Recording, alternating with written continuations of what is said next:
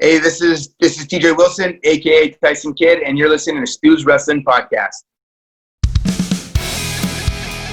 You're listening to Stu's Wrestling Podcast, established 2019, direct from the North Wales coast.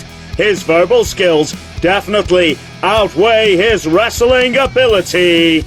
It's time for British wrestling's sharpshooter, your host, Stu Palmer!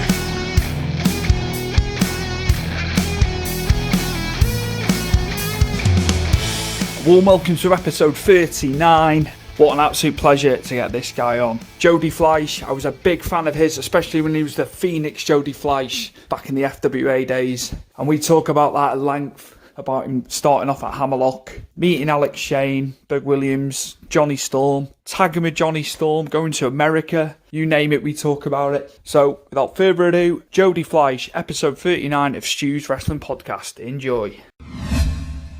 It is my honour and privilege today. I say this every episode, but this is an absolute honour and a privilege. Now, I've tried to get Jody on for a while. I've harangued him. Possibly could have been harassing him last year trying to get him on, but we're here now, and it's the Phoenix Jody Fleisch. How's it going, Joe? It's going really good, mate. I had my good workout today. I've just had a big plate of rice and chicken with some omelette, so I'm energised and raring to go. Plus, I got my coffee and my water, so couldn't be set up better. You've had the fuel, man. You've had your fuel ready for this. Fuel. Absolutely, yeah. Man. How's lockdown been for you, Jody? Boring, but I've made the most. Well, no, actually, that's a lie. I haven't made the most of it at all. For me, long story short, my days are monotonous. Everything's the same. My workout is like the highlight of my day, and then after that, it's just loads of eating, bit of Netflix. Probably same as most people, really. I think. What's been decent for you on Netflix? I'm interested to hear now. Jesus Christ, Ozark. Have you heard of that one? We started, the missus watched the first episode and we went on to like White Lines and... I've seen the first one of them. White Lines. Outer Banks is good. That's really good. Never heard of Outer Banks, but we got right into this Ozark one. We literally finished all three series, and I'm not usually... I don't really do much Netflix. I ain't watched Game of Thrones or Breaking Bad or any of them, but this is I got right into that. We'll have to give that another go. So if you're saying it's decent, I'm with you. I'll definitely give that a watch. When did you begin watching pro wrestling? On a regular, I think obviously we're talking a long time ago, so the memory sort of gets a bit hazy. But I think it was around the time shortly after WrestleMania 7. So I don't know what year you put that in. Was that 91? Yeah. 91 in California. Hmm. Yeah, man. I remember it well. Who were some of the guys you were drawn to when you were watching on the TV? Who jumped out at you, man?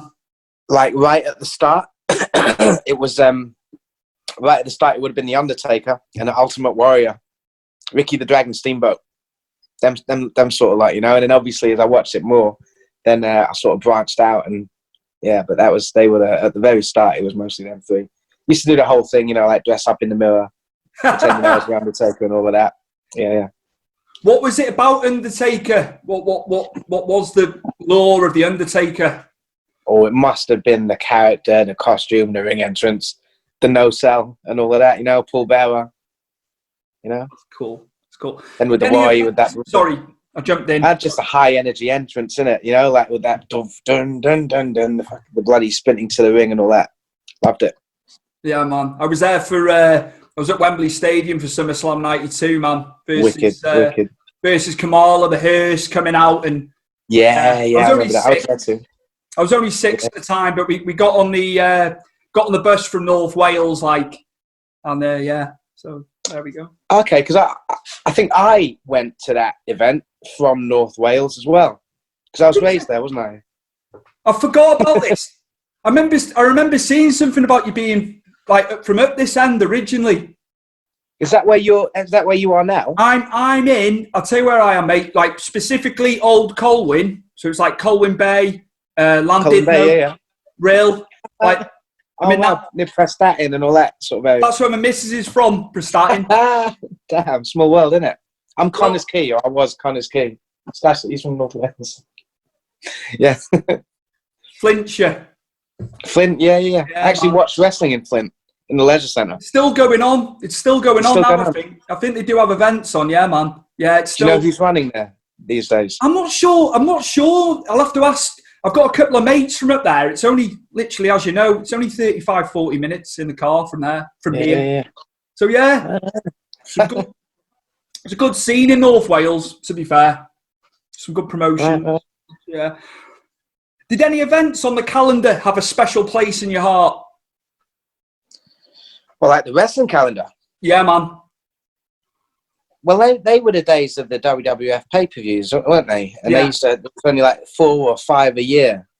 So me and my little mates, we'd always look forward to, and they hyped them differently back then, didn't they?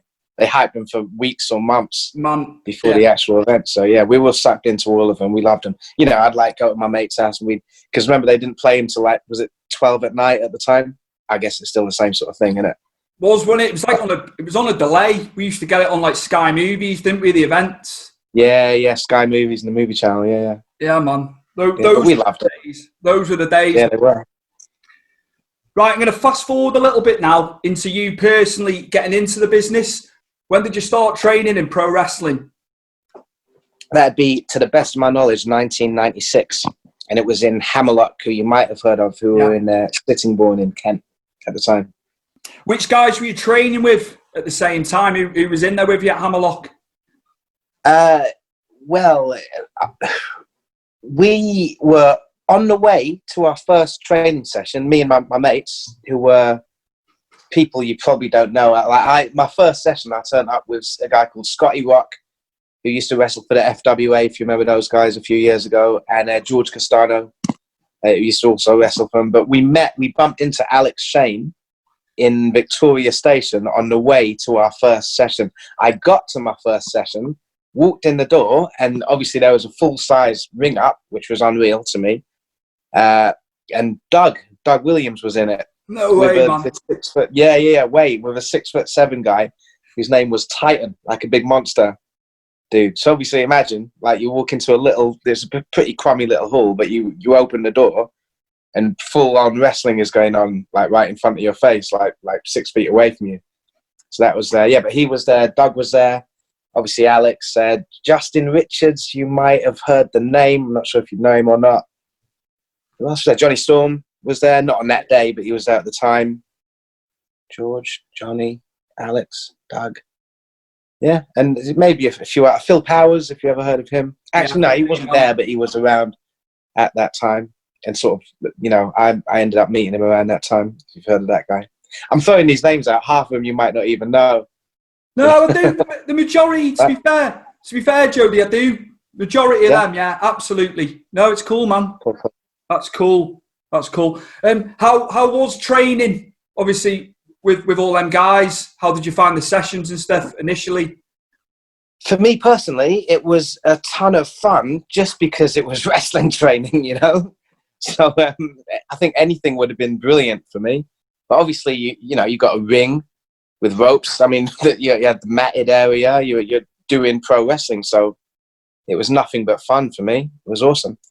I mean, Andre, the guy who ran it, he didn't necessarily. It wasn't really hands-on training. Like he had a rep for it. He'd just sit in the corner with his KFC and his Sunday Sport and sort of leave us to it.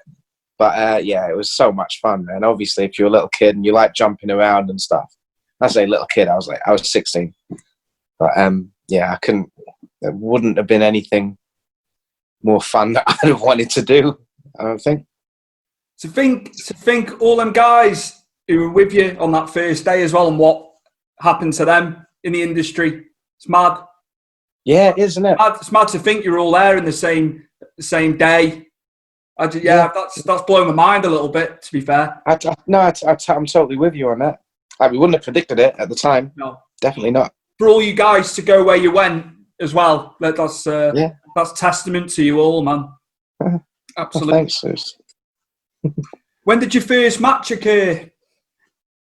not that long after that first day of training. I think I was training for maybe 3 months, about that sort of time, before Andre, the guy who ran it, put me in a Royal Rumble or a Battle Royal, and I had my first match, which was on the same show, which was a tag match. And if I'm right, I teamed up with Alex Shane, and we worked that George Castano guy who I mentioned with and a guy called Mr. Muscles Mansfield, who actually still floating around. You can usually find him outside of your nearest local wrestling show trying to get in, and then trying to get on it, trying to get booked on it. He can't let it go, no. Nah, but who would, innit? You know, he was a really good guy. He still is a really good guy. You know, he should be booked more. Actually, I think he's got quite a good act. He was like he played like he was a heel, and he played like a really skinny guy who thinks he's got huge muscles. Yeah, it was good. How was it developing your moveset early on, and you know, obviously a gimmick maybe and the character? How was that for you in the early days? I guess for me it came pretty natural. I mean, I was really skinny myself, and I was quite bouncy. I like to jump around. Yeah, that came naturally, man. I was just doing what I enjoyed doing, basically. You know, all the flips and flops and whatnot. Which promotions did you wrestle for in the early days? Hammerlock exclusively for the first year. Andre, again, the guy who ran it, he wasn't crazy, I don't think, about... Well, he let some people, but for most of us, he wasn't crazy about it when we started working for other people. It's one of them ones. Mm-hmm. So it took me about a year before I started working mostly for two guys. One's called Scott Conway, the other's called Steve Barker. They were running really pretty good shows at the time, I thought, for just around England, a lot in Kent. And there was a few more. I remember a promotion called CCW. And if I'm right, the promoters were called the Webb Brothers, Michael Webb and somebody else Webb. They gave me the Phoenix name. I guess that stuck. But yeah, we like I say, about the first year with Andre with Hammerlock, and then after that, just a few other local ones. And shortly after that, FWA came up, and EWW, which is run by Stu Allen, that's still going. It's doing really well. Yeah, absolutely, yeah. Yeah, and a lot of companies like that. Really good days. Obviously, I was working for Brian a lot of the time, Brian Dixon. Yeah. Started working for John Fremantle around Worthing, if you remember that name. And yeah. These names have been, some of the interviews I've done recently, these names have been coming up quite regular. Yeah, I'm not surprised. They were. I had Matt Jarrett on. I had Matt Jarrett on yesterday. Oh, I connected with him the other day for the first time in about 15 years. He's a good guy, isn't he? Yeah, man, it was good. It's good. So, like, Conway and Fremantle, definitely they came. He was speaking of them. He was speaking very high. Mm-hmm. So, well, that's where I know him from originally. Oh, cool, yeah. Cool. Yeah, we were at the same sort of time. That's when we were each coming up, as it were. How was the business around those times for you, from your perspective? How did you find the business? Was it thriving? Was it on its arse, or was it quite all right at that time for you? Well, for me personally, I was just enjoying doing all the shows. Obviously, half of them, a lot of them, they'd be really low numbers of people in, but then for a lot of them, they'd be full houses as well. I think it's talked about quite a lot lately, and the way it's described is often like it was just on its arse, and it wasn't doing near as well as it is today over here. That's for sure. But there was always stuff going on. You know, I was working pretty regularly, not as regularly as I am now, but there was definitely there's fun to be had back then. A lot of it. Yeah, I wanted to ask, everyone's perspective and perception of it's different. So yeah, it was just cool to get your thoughts on those times. Yeah. That's what I like to ask you guys. Right, I remember you most fondly. I'm going to fast forward a little bit here now, Jody. I remember you most fondly for Frontier Wrestling Alliance, FWA. What was your time like there? Again, I was still in that time frame, wasn't I? Where it was just any wrestling I was doing was awesome. So, it was loads of fun. Obviously, at the time, it was the first time I'd worked for a company with such good production values.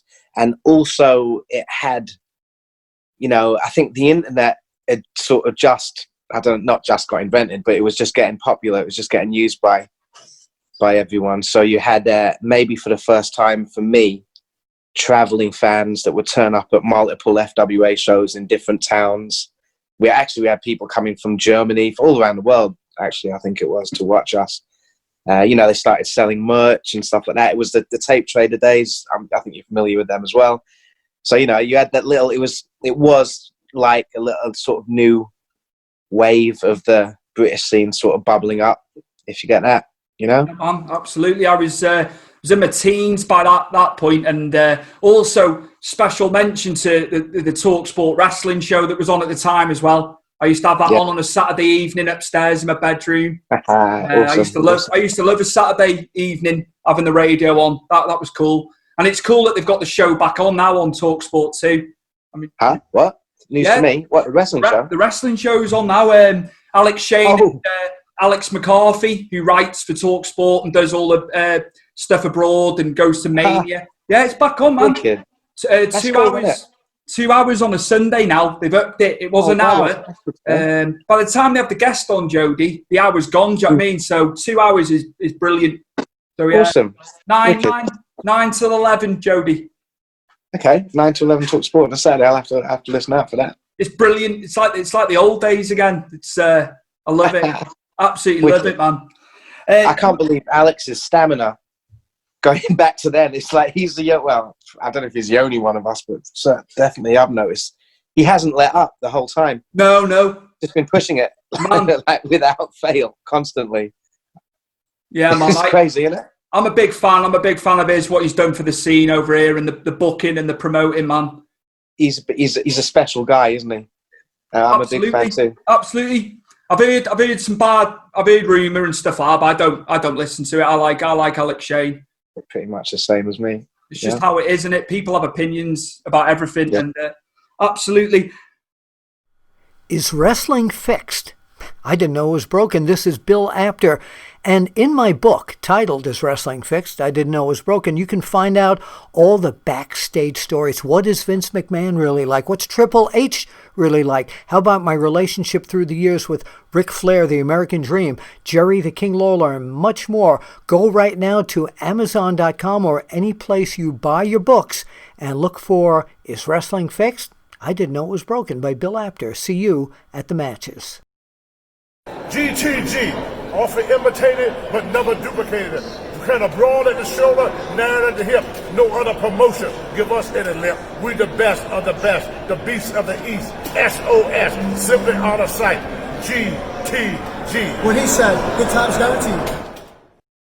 Right, I'm going to go into some matches now that stood out for me. And it was with yourself and Jonny Storm having these incredible matches. How was it? And how was it getting the fan reaction that you got when you're having those matches with Jonny? I don't want to give you the same answer to every question, but it was loads of fun.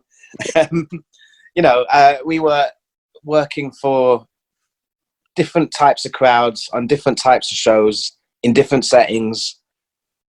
You couldn't really ask for much more at the time. We got our little reputations building and all of that. We were getting around. And we ended up we've ended up working. Well, I don't think there's many places we haven't worked together since, and I guess it's looking at it, it's lasted, hasn't it? Because we're still bloody doing it. So, it was lots of fun. Learning curve, all of that. I loved it, right? We had the British stuff with obviously the wrestling channel. And then obviously when you guys went over to the States for CZW and all that, man, and we could see those matches as well. It wasn't just the UK matches. I just loved hearing the American crowd reaction when you guys went in there and just did your stuff, like got your stuff in. Me too. Yeah, I was lapping it up. Loved it. What were the trips like to America back then? Well, actually, with Jonny, there was only one for me because we done that first tour, and then after that, I kept going back and forth working. Was it pretty much only for Ring of Honor, whereas he was working for a company that was called WXW. Am I right about that? Did I get the initials right? Maybe I didn't. But he was working for a group out in Los Angeles. So we done that first tour together. but then after that, we were each going sort of separately. But yeah, it was all all good times. Loads of experiences, loads of road stories, loads of fun shows. You know, loads of new mates. Good times. Can you remember any of the road stories? Have you got anything you can remember from the States? You know what? Several just popped right into my head. I don't know what it must have been. It must have been floating around there somewhere. And when you asked me, a handful of stories popped into my head, but they all involved a guy called Trent Acid, who was a really, really good guy. Yeah, man. But he's died now, and they're really not wholesome. So I'm really sorry, but I can't share them publicly. It's all right. It's just because they were the first ones that popped into my head, you know. But I can just say that they're fun ones. That's all I got. It's all I got. The next one was going to be, obviously, there'll be a myriad of guys that you enjoy performing with over there. But do any matches stick out with certain guys from the States? Yeah. It's another one of them ones where I'll mention this or that, and then as soon as we get off the phone, that will come to my head, or him. But just because I think I got tweeted a clip of a match I done with Low Key. You know that guy? Oh man, Low Key, amazing. Yeah, absolutely. Yeah, absolutely, I do. Right, so so I worked him one time in Ring of Honor. That was really good. There was the venue was called the Murphy Rec, and it was the place that they done most of their shows at the time. And then they ran another one. They ran another hall in New York, which had some really fun matches in, which was called the Elks Lodge. You might not know that one, but you'll have seen clips. You'll have seen bits of matches from that venue. It was a lovely, like an old school looking place. I actually went back there the other day, or a couple of months back, for another group, and that was awesome to go back there. I was a bit disappointed because the show actually ended up being in another bit of the Elks Lodge, because I was really looking for. I'm into my venues, innit? And I was really looking forward to going back to the same exact hall, Absolutely. But loads of cool guys to work with, loads of really good venues and stuff like that. Low Key, more recently, I bet you've seen it anyway. MLW, some of the matches he's had more recently, incredible, especially with the new guys that are coming through. I'm a bit out of touch, but he followed me on Instagram the other day. I scrolled through his page, and he's doing his martial art movie looking stuff, isn't he? Yeah, he was in like a shirt, tie. Yeah, I've seen pictures of him in the He was in the heel. He was in the heel stable. Then he went. He's face again. He's been face for a while, but it's just cool because he's getting all these new guys, new matches that he's never had before. Awesome. They're MLW, since they've obviously invested in it. They're doing really well. It's a good alternative to your main two promotions, I think. But it goes without saying. I love seeing people from that era, because I consider it my time. So, and a lot of the American lads as well. I knew that they'd still have it. I'll bet they're still working. Same Amazing Red. I've seen clips, and he's still going, isn't he? Obviously, AJ's done brilliantly. And there's Matt Cross, if you know him, M.20. I do. Absolutely, I do. Yeah. I think it without going too deep, it came across at the time as a very physical style, but some of the people who were doing it were athletic people, and they're sensible, and they know they've known what they were doing for all of these years, and the result of that is they can continue working like that. They can put in the big high spots and stuff, but they can do it lastingly. They do it cleverly, and they don't, they're still fit. They're still good to go. Whereas a lot of people, you might expect, if you've seen them back then, that they'd be broken down with injuries by now. So I really like to see those people from that era that are still going, I had a little search on YouTube, right? So I put your name in last night, and the first videos that come up, you might be aware of this, but I'm going to tell you anyway. The 720 DDT comes up, several videos at the top of the search. So yeah, I forgot about that. You're hitting that move. I loved it.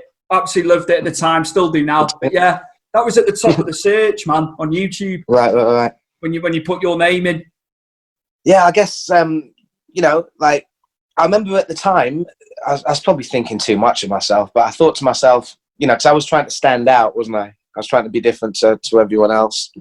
And at the time, I remember thinking I had 3 moves, basically. I had that one. I had my wall unit, where it's the thing when I run up the wall, and I had my big crazy shooting star to the outside. And I thought, because there weren't many flyers around at that time, so I thought to myself, if I stick with them 3, no one will nick them.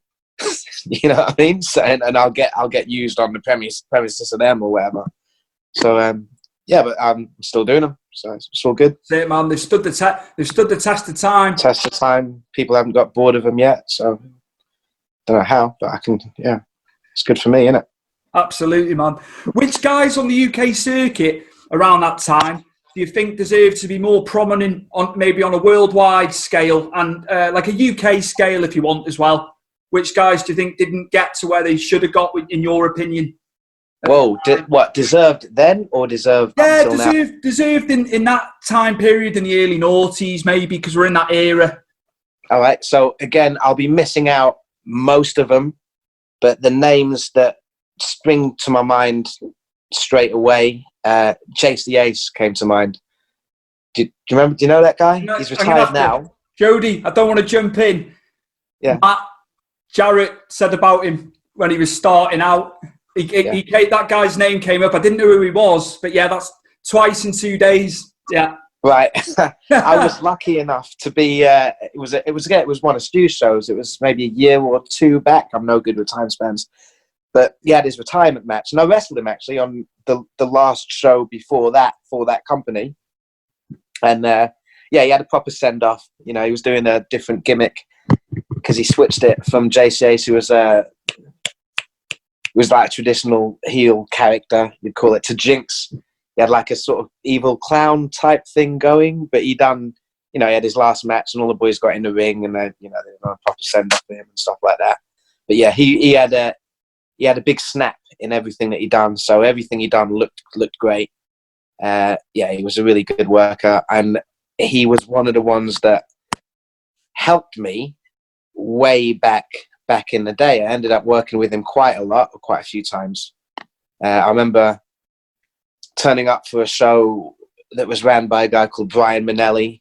He was like an old school promoter, and he put me in the ring with Jace before the show and made us do a bit. And Jace made me look good for Brian, which made me get booked by Brian, and then a host of others. So yeah, Jace would definitely be one of them.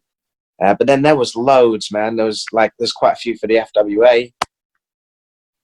There was, just because I said FWA, there was a guy called Paul Travell. I don't know if you probably won't have heard it. It rings a bell, it does. I guarantee if you showed me a photo of him, I'd know. I'd be like, yeah. Probably know. Yeah, of course, if you were watching FWA, you definitely know. Little guy, huge character. There was, but again, I've just said them too. There's so many, I hate putting people on the spot. I know what you mean when you're trying to remember. I'm the same. So again, we'll get off the phone and a ton more will come into. You'll be messaging me after, like, remember him. Totally. I'm gonna scoot forward a bit more now, and obviously you've tagged with Jonny Storm. How was that for you? You two being a tandem. What was that like? It's pretty good. I mean, it's similar, isn't it? I mean, we work similar styles. I guess we got a similar understanding of wrestling to each other, which isn't any surprise since we've sort of been around the same times, same places, same times. Working a tag match in general is a bit easier because you get a bit of a rest. It's fun, nice and easy a lot of the time with him, which is good. Cool. That's cool. Which tag teams did you tear it up with? Who were good to get in there with Jonny? Who did you enjoy facing? Back in the day, or more recent, or just overall? Go through chronologically if you want. Yeah, man. Chronologically, tag matches. To be honest, at the moment, I'm sure there's been loads, but at the moment, I can't think of any from back then. There'll be plenty of them, I'm sure. But more lately, we've done a few shows that are more known with internet fans. Like we done one for Impact a while ago when we worked the LAX, which is great. Yeah, man. We done one for Ring of Honor when we worked the Young Bucks, which went down really well. before that, but then when I name those shows, which are the ones that are probably watched more, they're more popular online and stuff, it's like I miss out the quote end quote littler shows that we do that are all sort of special in their own ways. You know what I mean? I get you, man. So yeah, I mean, there's tons, but yeah. From a fan perspective, obviously, I didn't have the balls to train wrestling. Different folks are different folks, isn't it? Yeah, man. Absolutely. Don't cut it. Are the Young Bucks? They're obviously like the tag team at the moment with the Lucha Brothers. If you're going to say the top echelon of the tag division, how good are they, Jody? You've been in there as a worker. We only see it from a fan perspective. How good are those? How good are Matt and Nick? As workers, they're obviously great, but I think beyond that, they've got a very good understanding of what wrestling is about these days.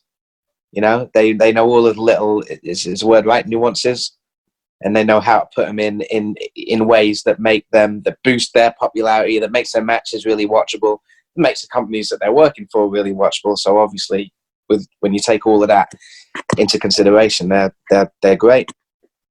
I had last year, I had Bo Cooper on out of California, and he knew them. They're all from roughly, they were working the same promotions locally in California. And he said they walked in, they were like small, soaking wet. But he said you could just tell they were going to make it even then. Right. Bo said he could tell just by looking at them. And he watched one match. He said, "Damn lads are going to be, they're going to take the world by storm." He just knew it. Yeah, I can see people seeing that in them. Yeah, definitely. I'm a big fan of Kenny Omega and Hangman Page tagging. I think they're doing really well. Really? Have you not seen any of them? I haven't. I don't actually watch much wrestling, which is a bit weird because people ask me things and I'll have to sort of kind of nod as if I know. Sorry. I know who Kenny Omega is and Hangman Page, but I've never really seen any of their wrestling. I need to watch more current wrestling. Which promotions in the UK are you liking currently? Oh. Not to play favourites. I know you're not. Yeah, no, it's like all of them. You know what I mean? Again, like I said a minute ago, they're all different and they've all got their special little things going for themselves. Right, EWA in High Wycombe. They're only a small group.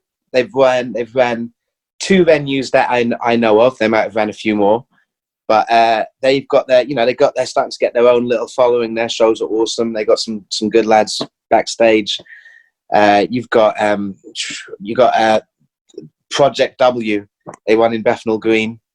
By a guy, I think Costa runs it. A guy called Costa Penai. Oh man, there's so many. I mean, I've just been talking about EWW, Stu's lot.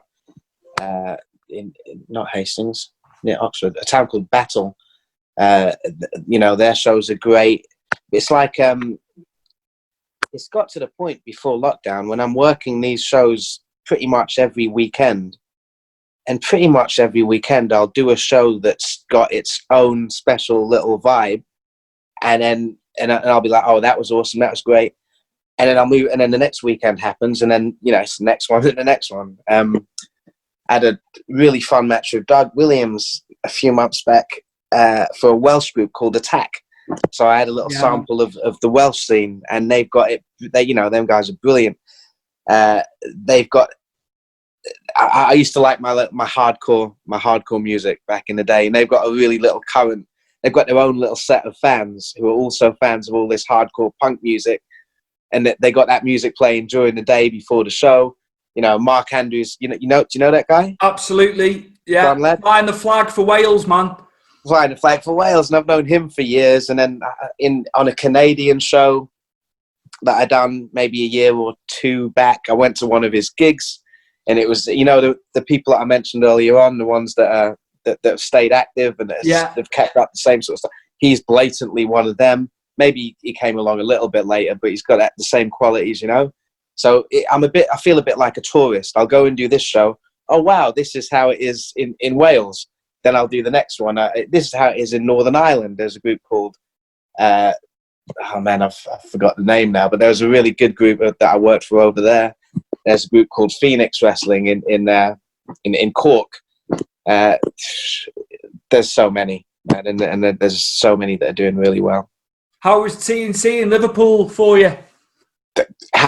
See, you say that, and I'm like, how did I not mention them? They're brilliant. Again, wicked looking venue, really good bunch of people, really lively crowd. You know, they got that raw vibe going, especially when they do their over 18 shows. Again, I'm a tourist every weekend, or was until lockdown. Hopefully, I'll be a tourist again pretty soon. You will be. There'll be plenty of bookings coming your way as well, my mum's school. Yeah, good. I hope so. I'll wear my I Heart This Company t-shirt, and then I'll get another t-shirt the next week, innit? Absolutely, mate. Absolutely. Any talent in the UK currently who you think could make big waves on the UK scene and could make big waves in the world scene? Any standout? Yeah. Yes, all of them. That's the thing. These days, everyone's really good. Yeah. Like everyone. It suits me as well, because back in the day, you know, I guess the current style what they call the indie style, you know, years ago when I was first starting, it was, I guess that's the type of wrestling that I was watching. I used to watch a lot of Michinoku Pro when I was really getting into my wrestling. And so I guess that style rubbed off on me. And now it's like everyone works that same style. So it's really good for me because it makes me look good. Do you know what I mean? So, yeah, there's loads of really good talent around. Every single show I do, there'll be a handful, if not more, of people that I would think could make waves anywhere they went. You know, and everyone brings each other up, don't they? Because there's a training school now on every corner. Mm-hmm. And each of these training schools has got really legitimate, good talent in and around it. So that it just brings up the whole UK thing. It just brings it up as a whole. Oh, good answer. That I like that answer. Good answer, but avoided naming any specific person. I can imagine who you're thinking of. I can send you a list, man. Yeah, but, well, I don't know if I could write a list that long. It's a great time if you're, especially if you're coming up as well, isn't it? And training now. Wow, yeah. What a time! What a time to be a wrestler. Yeah. That's good. You know, I mean, when we got into it, it took us 2 years to find Hammerlock. You know what I mean? It was the only one. Yeah. I'm pretty sure I'm right in saying that. You know, it wasn't easy. Now, obviously, you can just Google it, and now there's liable to be a school local to where you live with loads of experience in and around it, loads of talent in it. And they've all got, I've noticed as well, all of these companies, they've all got like a school attached to them. Yeah, man. And they've got their little social sort of club, you know? Yeah, and, I get you. Yeah. So, yeah, all in all, it is a really good time to get in. I know, obviously, I asked you before about if you watch AEW. This question's just like, what do you think about AEW and WWE still running shows through the pandemic? What would be your thoughts on that, if you have any thoughts on it? Yeah, I have to give you a disappointing one. I haven't seen any.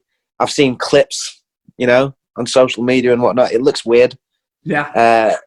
I would assume that they've got reasons for it, like money. I don't know if it's money that they've invested that they're not going to get back, and they need to make, you know, as much as they can. I'm assuming a lot of them are skint at the moment or going through financial whatever's due to lockdown. So I totally get why they might have to do it.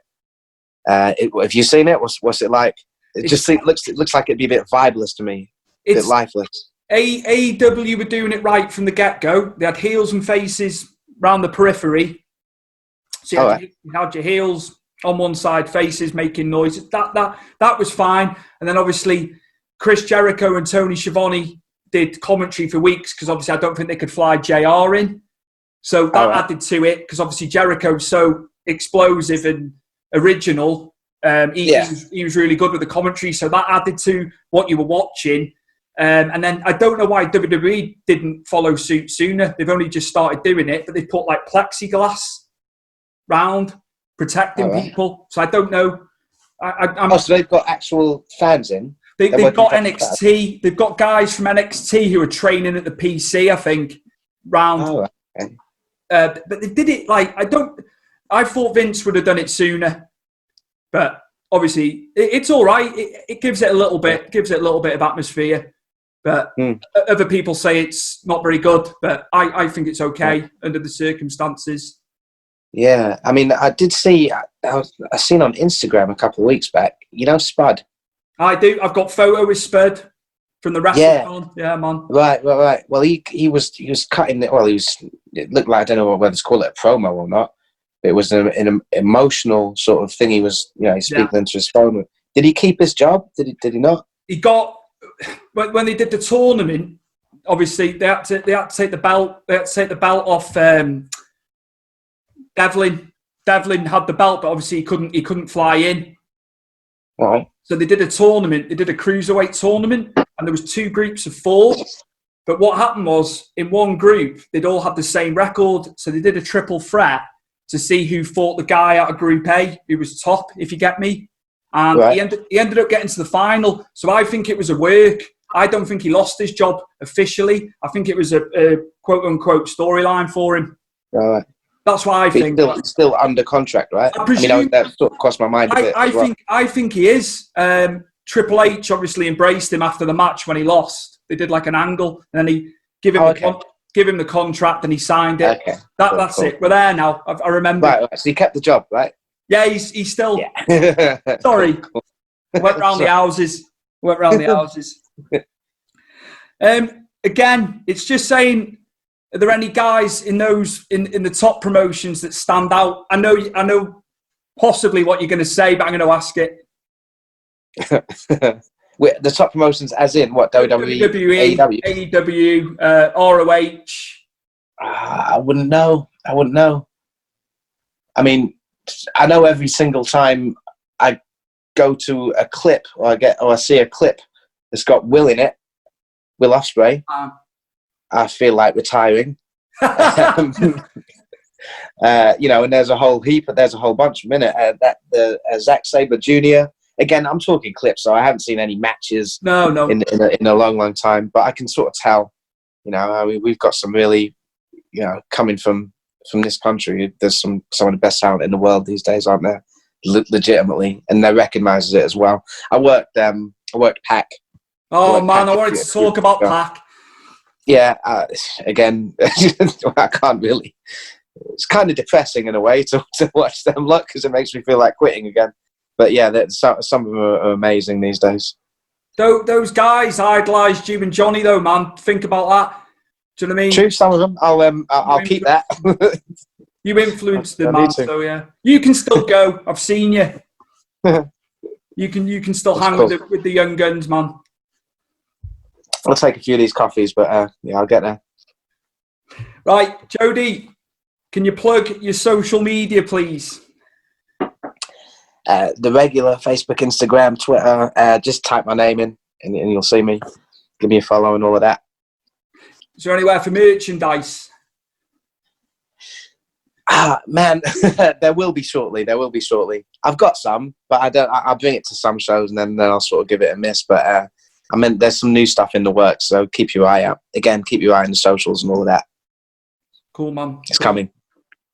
Well, I'll tell you what, man, it was an honour getting you on. I was a bit nervous, getting you on. I'm the last person that you should get nervous about talking to. That's what I thought after about 5 minutes. I was actually but yeah, just because, man, we idolised you, especially up here in North Wales, for guys who are into wrestling. Thanks very much, man. You, Jonny. It's good to know someone. You, Jonny. It's nice to know someone in North Wales likes me. No. Thanks very much, brother. Thanks for coming on Stu's Wrestling Podcast. The Phoenix, Jody Fleisch. Nice one. A big thank you to Stephen Ash and Ed Dowling for producing the track. It's Stu's Wrestling Podcast, the theme. So thank you very much for that, lads. Much appreciated. Love it. It fits really well, so cheers. Thanks to you. Big thank you to Mike Angus for the show intro, as always. Superb. Chris Dutton, thank you very much for editing once again. Appreciate it, buddy. And also to Lee, who does my website. Lee puts the stuff up on the website. Without you guys, I'd be screwed. So once again, as always, appreciate everything you do for me and the time you spend doing the things you do for me. It means a lot, guys.